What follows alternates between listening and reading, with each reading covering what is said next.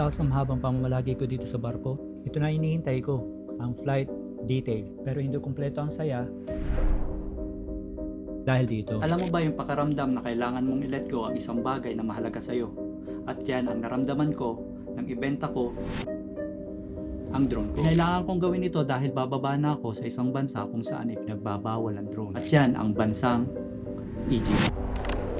Habang inaayos ko ang mga flight details at requirements para sa disembarkation ko sa ila ako napatigil ang mabasa ko ang isang napaka-importanting impormasyon sa travel guidelines. Nakasa doon na mahigpit na pinagbabawal ang pagdala ng drone sa bansang ito.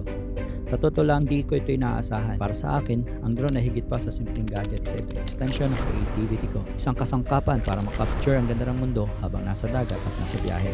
Ngunit bakit nga ba bawal ang drone sa Egypt? Sa mabilis kong research, nalaman ko na ito'y bahagi ng kanilang security measures. Maraming bansa, kabilang na ang Egypt, ang mahigpit na nagre-regulate sa paggamit ng drone dahil sa posibleng panganib na dala nito. Isa na rito ang paggamit ng drones na hindi autorisadong surveillance at espionage. Bukod pa rito, may mga historical at archaeological sites ang Egypt na protektado ng international heritage laws. Maraming beses nang naitala ang mga insidente ng iligal na paggamit ng drones para sa pagkuha ng aerial shots sa mga lugar tulad ng Pyramids of Giza at Luxor na maaaring makapinsala sa mga lugar na ito para magdulot ng cultural violations. Sa pangdahilan ay ang privacy concerns.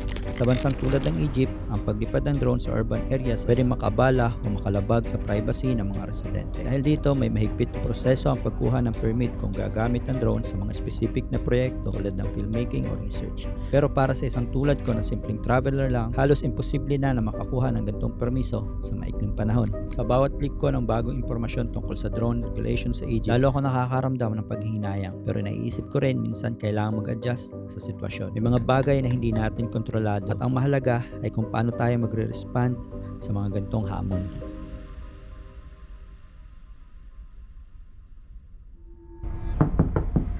Busy ka ba? Interesado ako eh. Magkano ba? Kunin ko na. Isang bagay ang sigurado sa barko, maraming sakripisyong kasama ang bawat desisyon. At isa ito sa pinakamabigat sa lahat. Nasa isip ko pa rin ang regulasyon sa Egypt, ang mahigpit na pagbabawal sa mga drone. Kung dadaling ko ito, maaaring kumpiskahin lang ito ng customs. Posibleng hindi ko na rin ito makuha kailanman at mas masakit isipin na mawawala ito nang wala man lang nakinabang sa kanya. Kaya unti-unti kong kinumbinsi ang sarili ko, baka mas mabuti nga kung ibenta ko na lang ito.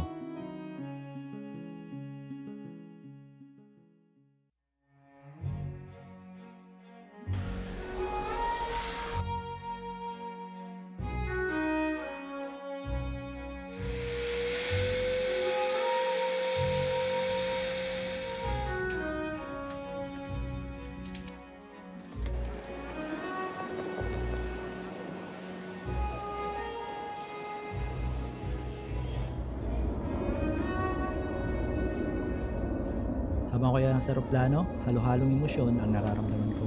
Ngunit nangingibabaw pa rin ang saya dahil makikita at makakasama ko na ulit ang aking asawa at ang mga anak. Tila ba napapalitan ng saya at excitement ang lungkot na nararamdaman ko? Tila ba nakalimutan ko ang mga sentimento ko bago umalis ng barko?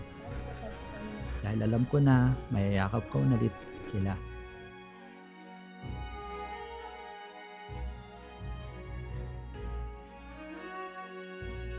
Ito ko rin napatunayan na wala nang mas hihigit pa kaysa sa pamilya.